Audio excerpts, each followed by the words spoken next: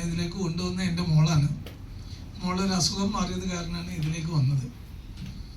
എന്നെ തുടക്കത്തിൽ തന്നെ മറന്നു പോകുന്നതിൻ്റെ ഒരു കാര്യം ഓർമ്മിപ്പിക്കുക. നേരത്തെ സിദ്ദീഖ് സാർ ഇവിടുന്ന് പറഞ്ഞു, ഉമർ സാർ എന്നോട് പറഞ്ഞു, വേണമെങ്കിൽ ലൈറ്റ് എടുത്തോ, വേണമെങ്കിൽ പോയി മേടിച്ചോ, വേണമെങ്കിൽ കുടിച്ചോ.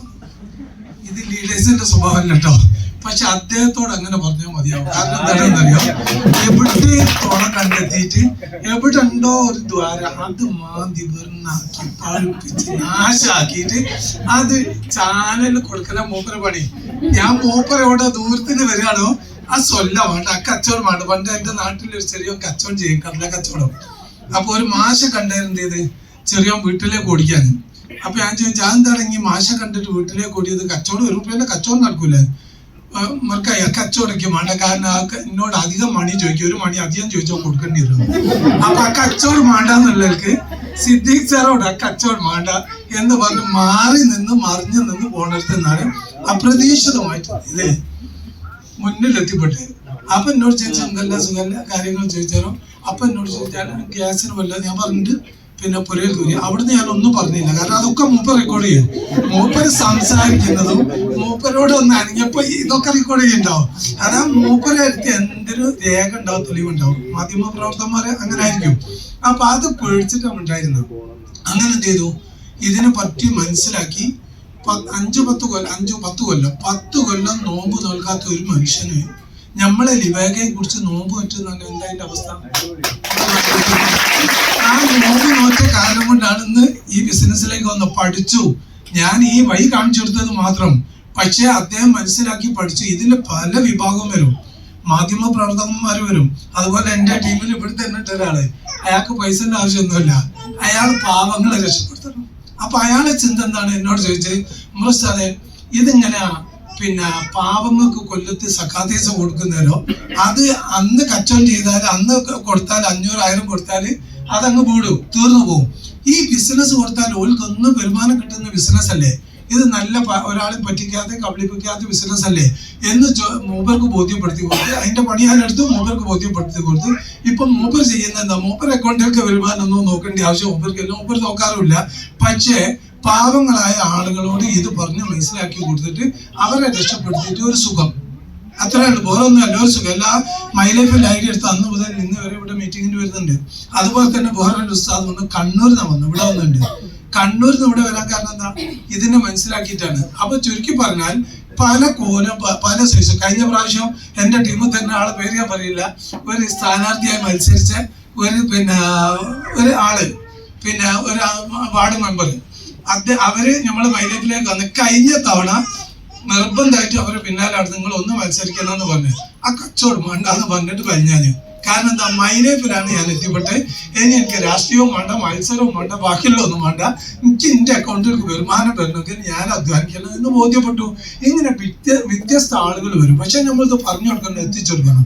ഞാൻ മനസ്സിലാക്കിയതിന്റെ ഏറ്റവും വലിയ സംഭവം എന്താണെന്നറിയോ, ഞാൻ പലപ്പോഴും പറയണം, പക്ഷെ എന്നെ സംബന്ധിച്ച വലിയ വിഷയമാണ്. 5 കൊല്ലമല്ല ഞാൻ മദ്രസയിൽ ജോലി ചെയ്യാണ്. ഇത് നിങ്ങൾക്കൊക്കെ ബാധകമാണ്. ഡ്രൈവർമാരുണ്ടാവും, ഗൾഫാരുണ്ടാവും, പല കച്ചവടം ചെയ്യുന്നവരുണ്ട്. അവരൊക്കെ ചിന്തിക്കണം. ഞാനൊരു ഉസ്താദായിരുന്നു. 5 കൊല്ലം മുന്നേ ഞാൻ എന്നെ കൂട്ടിക്കൊണ്ടുപോയി. ദൈവം, ഈശ്വരൻ അല്ലെ അള്ളാഹു എൻ്റെ റൂഹിനെ പിടിച്ച് എന്നെ കൊണ്ടുപോയി. ഈ സമയത്ത് ഞാൻ വീട്ടിൽ നിന്ന് പോയി. ഞാൻ പള്ളിക്കാട്ടിലല്ലേ.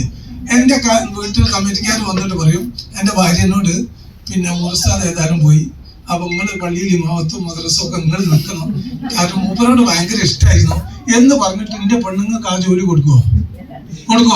നിങ്ങൾ ആരെങ്കിലും ജോലി രാവിലെ മുതൽ വൈകുന്നേരം വരെ ചെയ്യുന്ന പല ജോലിയില്ലേ, അത് നിങ്ങൾ വൈഫിന് ഭാര്യമാർക്ക് ആരോ കൊടുക്കുവോ? ഇല്ല. എന്നാൽ ഇന്ന് ആ മൈലൈഫിലേക്ക് വന്ന് അയ്യൂബ് സാർ ഈ പ്ലാൻ പറഞ്ഞ് എനിക്ക് മനസ്സിലാക്കി തന്നു, ശരിയായ വഴിയാണെന്ന് മനസ്സിലാക്കി തന്നു. ഇന്ന് ഞാൻ ഇല്ലാതായാൽ, അതായത് ദൈവം പറയുന്ന പെട്ടെന്നൊന്നും പോകില്ല. കാരണം കുറെ ആളുകൾ എന്ത് ചെയ്യണമെന്നറിയോ, കുറെ ആളുകളെ രക്ഷപ്പെടുത്താൻ അയ്യൂബ് സാർ രക്ഷപ്പെടുത്തിയിട്ടുണ്ട്. ഇനി അയ്യൂബ് സാർ ഒപ്പം നിന്നിട്ട് ഞാൻ രക്ഷപ്പെടുത്തും, കുറെ ആളുകളെ രക്ഷപ്പെടുത്താനുണ്ട്.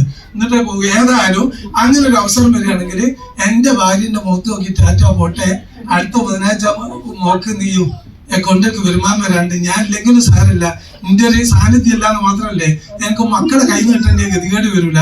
എനിക്ക് ഞാൻ ഉണ്ടാക്കി വെച്ചിട്ട് തന്നെ എനിക്ക് സന്തോഷത്തോടു കൂടി പോയി കൂടെ. എന്നാൽ ഇവിടെ ആർക്ക് പോകാൻ കഴിയും അങ്ങനെ മൈ ലൈഫിൽ പ്രവർത്തിക്കാത്ത ഒരാളൊന്ന് ചിന്തിക്കും.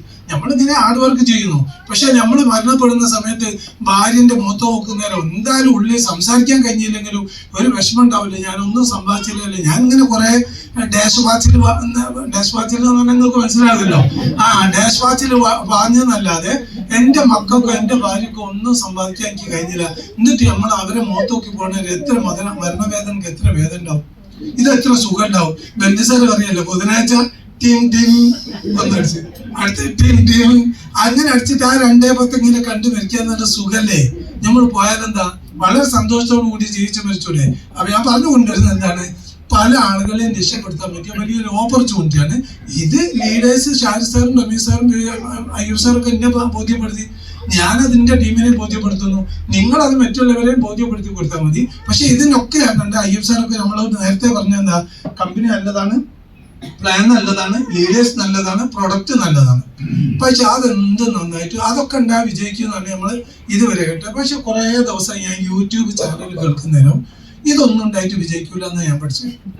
അതായത് കമ്പനി നന്നായിട്ട് കാര്യമില്ല, പ്ലാൻ നന്നായിട്ടും കാര്യമില്ല, പ്രൊഡക്റ്റ് നന്നായിട്ടും കാര്യമില്ല, ലീഡേഴ്സ് നന്നായിട്ടും കാര്യമില്ല. ആദ്യം നമ്മളെ മൈൻഡ് സെറ്റ് മാറ്റണം. നമ്മളെ മൈൻഡ് സെറ്റ് മാറ്റാതെ എന്ത് തലകുത്തം പറഞ്ഞിട്ട് കാര്യമില്ല. അയ്യർ സാർ വന്നിട്ട് നിന്റെ മൈൻഡ് സെറ്റ് മാറ്റിയിട്ട് എന്നോട് ചോദിച്ചു, മറിച്ച് നമുക്കൊരു കാർ എടുക്കേണ്ടത്, ഏത് കാറ് പോയിട്ട് സൈക്കിൾ പോലും ചിന്തിക്കാത്ത കാറൊക്കെ എടുക്കണം. എന്റെ മൈൻഡ് സെറ്റ് ഫസ്റ്റിൽ മൂപ്പര് മാറ്റി. മൂപ്പര് ആ സൈക്കോളജി ആയിട്ട് എൻ്റെ അടുത്ത് വന്നത്. എന്നാൽ സത്യത്തിൽ അത് സൈക്കോളജി മൂപ്പര് പഠിച്ചിട്ടായിരിക്കില്ല ചിലപ്പോൾ വന്നത്, പക്ഷെ ഓട്ടോമാറ്റിക് ആയിട്ട് അത് സൈക്കോളജിയായി മൂപ്പര് പെരുമാറി എന്റെ മൈൻഡ് സെറ്റ് മാറ്റി.